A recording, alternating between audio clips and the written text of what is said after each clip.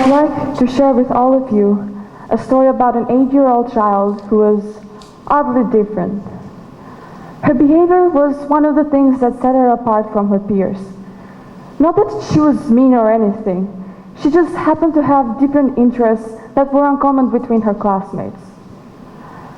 Her sense of humor didn't quite meet the expectations of other 8-year-old children. When something was said to her and it affected her emotions slightly, she'd immediately start crying, and that's what made her hold the nickname Crybaby for years. She didn't really care about fashion.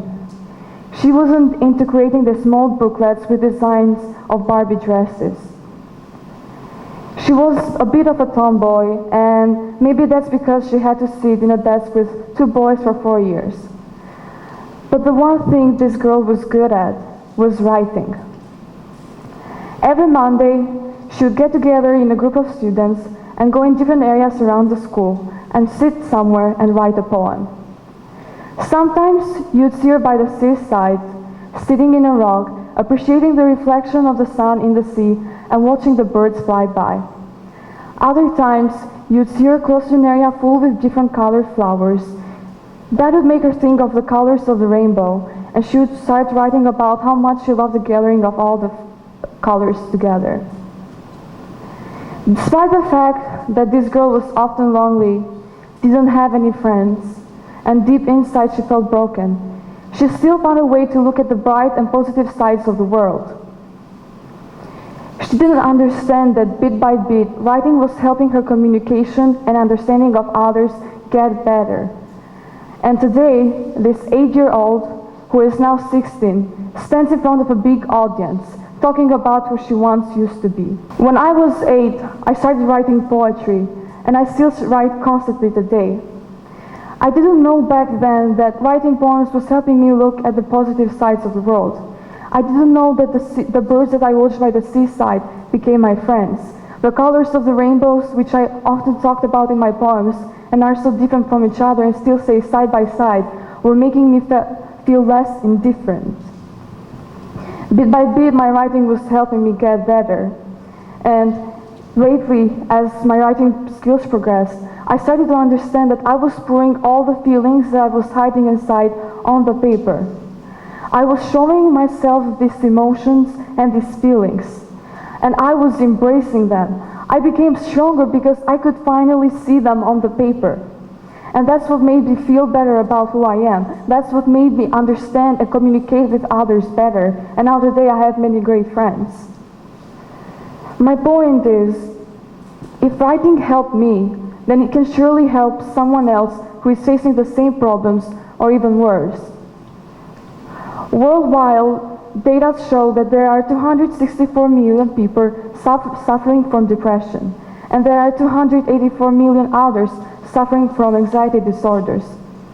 However, this data only shows the people who have gone to an institution to check themselves. So what about the people who haven't? How many are there that can't get any help? How can these people help themselves? First off, writing makes us more aware.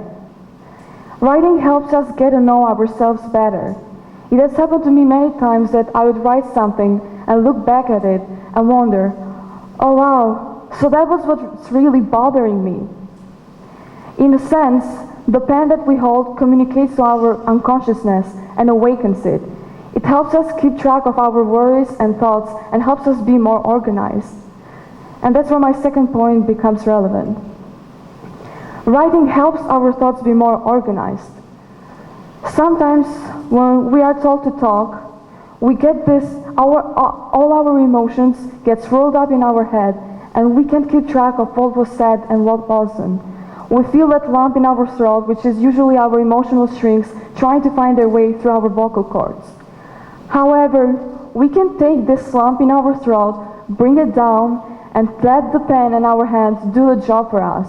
We can write how we feel. We can write these emotions down and untangle these emotional strings. And that's how that makes us be more organized. That's how it helps us see how we really feel in a piece of paper.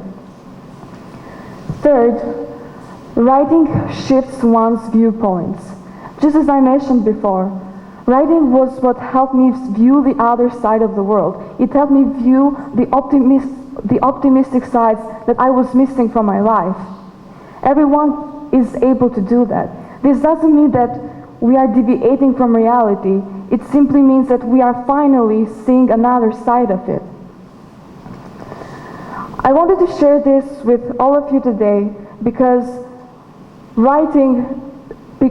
mental health is a big problem in our country and probably many other countries. In Albania, mental health such as depression and anxiety is seen as the same disease such as schizophrenia or impulse control disorder. I learned about this when I heard my grandma sharing a story about a girl who suffered from depression. This girl was just a little bit older than me. She had to be put at number 5, which is the clinic where the people with the most severe impulse control disorders have to go. And she had to be there just because she had depression.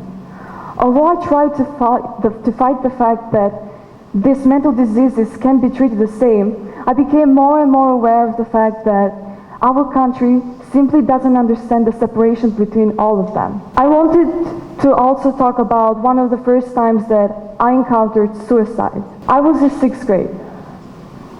She was a person who was only 5 years older than me. She had a great social group, she had a great best friend, and she had a great boyfriend who she loved and loved her. I used to be in the same school bus with her, so I got to talk to her very often. She was always laughing, she was always very smiley, and actually the last day of her life, she was laughing and very smiley as well. When I got to school the next day, I saw teachers gathered together in a group, whispering to each other. That got me curious because I had no idea what was happening. I went to class and saw my friends gathered in a similar group. I asked them what happened, and there they told me that she jumped off the 8th floor right after visiting her friend, and doing so she killed herself. No one really knew why. I was devastated to hear the news.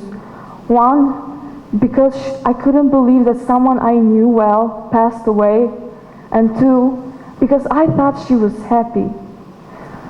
The more I swirled up this thought around my head, the worse it made me feel. Life is precious, and it's hard to believe that something as precious as life can be taken away from us, by us, because of how we feel. We hear in social media today, everywhere, about people self-harming or killing themselves due to their severe social anxieties. And we have to find a way to help them, even if they can't get medication or can't get to a good mental problems professional. I want to go back to my point. I want to tell all of you that you should write. Even if you don't know how to write a good piece, you can still find a way to put all of your emotions down in the paper, because that's what's needed. You can start by questioning yourself. How am I feeling today? And you write down how you feel. You can then go into why am I feeling this way, or who is making me feel this way, and you write down as well. And here you reflect upon what you write. If you don't feel like it's the day to express yourself, then maybe you can write about something great that's happening to your life. You can see the other side of reality, just as I mentioned before. So here you would question yourself, what went well today? I want you all to put your feelings down in the paper, because if you keep them inside for a very long time, there will be a limit to how much our body can hold in. This is the reason why many people decide to take their life over and die, because they can't hold it in anymore, they can't appreciate life anymore. So by writing it down, you will help yourself be more aware, be more organized, and shift your point of view and see another great side of reality. If you can't find someone to talk to because you don't think that anyone will understand you, write. If you live in a country or a place that you can't find any good mental problem professional, write. Write because writing is also an efficient way of communication.